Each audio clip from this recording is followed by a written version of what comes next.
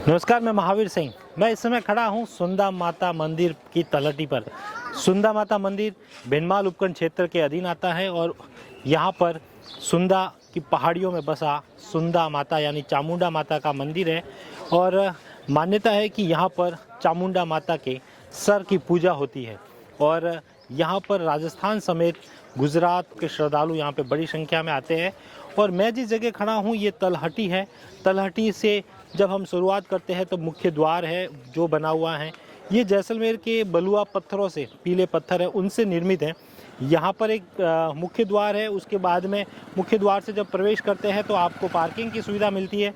Parking के बाद जब अंदर आते हैं तो विश्राम गृह है, दुकानें हैं और यहाँ पर हैं। ये सुंदा माता की तलहटी है और इस तलहटी पर यहाँ पर गार्डन है, आगे मुख्य द्वार है। उस मुख्य द्वार के जरिए हम अंदर प्रवेश करेंगे। और आपको बता दूं, राजस्थान का पहला रोपवे यहीं पर लगा था। ऊपर जाकर आज हम इस मंदिर के इतिहास से और इस मंदिर को देखेंगे और आपको भी दिखाऊंगा मैं। चलिए मेरे साथ।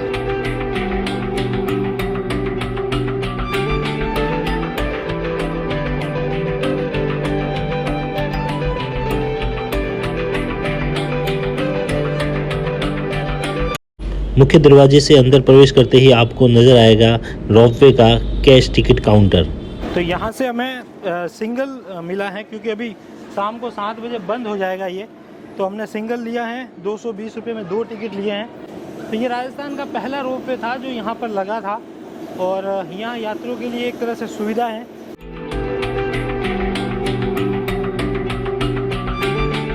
रोपवे जो है इसका किराया था 110 रुपये है सिंगल और 135 रुपये अप डाउन। आप नज़ारा देखिए यहाँ से। जो इस रोपवे से नहीं आना चाहते या नहीं आते हैं वो इन सीढ़ियों से होके आते हैं। पहले यहाँ पर जो ये सीढ़ियों के ऊपर जो टीन सेट लगे हुए हैं ये इनकी व्यवस्था नहीं थी, धूप रहती थी, लेकिन अब अच्छी व्यवस्था हुई है। टीन सेट लगे हुए हैं ताकि आने वाले जो यात्री हैं, जो दर्शनार्थी हैं, उनको धूप न लगे। अगर बारिश भी हो रही है तो उनको बारिश में वो भीगे नहीं। और देखिए आप, अभी जो बीच में बारिश हुई थी उसके नज़ारे जो यहाँ पे झरने के रूप में आपको दिख रहे हैं, ये यहाँ पे अभी हाल ही में बारिश हुई थी, उसके बाद में झरने जो हैं वो शुरू हुए हैं।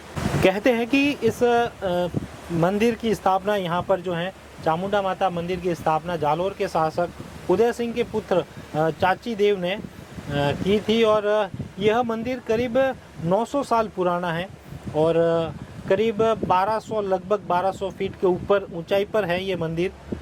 इसके अलावा यहाँ पर हैं सबसे ज़्यादा जो श्रद्धालु हैं वो गुजरात से आते हैं और यहाँ पर रुकने के लिए होटलें आपको मिलेगी, खाने के लिए आपको सुविधा मिलेगी। ऊपर जब सुंदा माता आप जाते हैं वहाँ पे आपको भोजनशाला मिलेगी, वहाँ पे आप भोजन कर सकते हैं।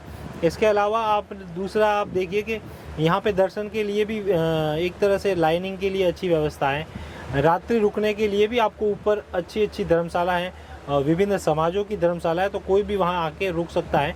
और श्रद्धालु बहुत संख्या में ऊपर रुकते हैं, नीचे भी आते हैं, कई बार नीचे भी रुकना होता है, लेकिन ज़्यादातर श्रद्धालु जो शाम को जाते हैं वो रात्रि विश्राम वहीं करते हैं और सुबह सुंदा माता के दर्शन करके रवानगी करते हैं। कहा जाता है कि यहाँ पर चामुंडा माता जो सुंदा माता हैं उनके सर की पूजा होती है। 2 पत्थर के बीच, 2 विशाल पत्थर है, उनके बीच में उनका सुंदा माता का सर है, उनकी पूजा होती है। और यहाँ पर कहते हैं कि इस क्षेत्र के लोग जो हैं इनको अपनी कुलदेवी मानते हैं और इनके यहाँ पर नवरात्रि में यहाँ पर सबसे ज़्यादा भीड़ रहती है। कुछ ही समय में आपको रोपवे पहुंचा देता है मंदिर परिसर के ऊपर की तरफ। यहाँ मंदिर परिसर के ऊपर आपको नजर आएगी बहुत सारी दुकानें जहां से आप खिलौने या और कोई सामान खरीद सकते हैं। हमारा बड़ा सौभाग्य था कि मंदिर परिसर के ऊपर पहुंचते ही वहां पर आरती शुरू हो गई।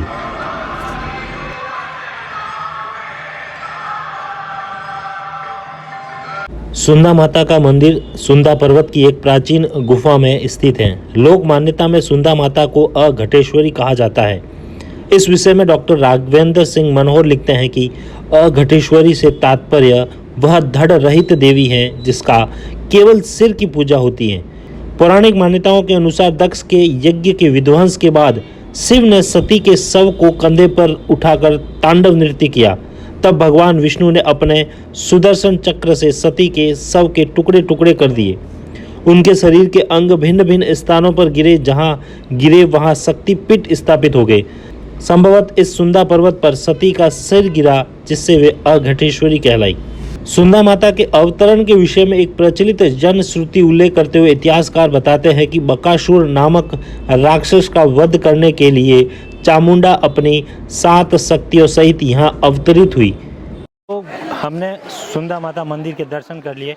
जब हम आए थे तब आरती शुरू हो गई थी और आरती में हमने हिस्सा लिया, और इसके बाद मंदिर परिसर के अंदर कैमरा और फोटोग्राफी अलाउ नहीं है, तो हमने अंदर की कोई वीडियोग्राफी या फोटोग्राफी नहीं की। आप पीछे देखिए, ये मंदिर है, अभी लगभग 8 बज रहे हैं और मंदिर जो है वो रोशनी से कितना खूबसूरत लग रहा है। बहुत से लोग आए हुए थे जिन्होंने सभी ने करीब घंटे भर से ज़्यादा की आरती चली, और आरती चलने के बाद लोगों ने दर्शन किए और अब वो नीचे आ रहे हैं। हमने भी आरती में दर्शन करने के बाद हम नीचे आए और अभी अंधेरा हो गया है। अब यहाँ से हम वापस नीचे जाएंगे, तो मुझे पता है रोप वे तो बंद हो गया होगा, तो हमें पैदल ही ये सफ़र अब वापस हम नीचे तक जाएंगे।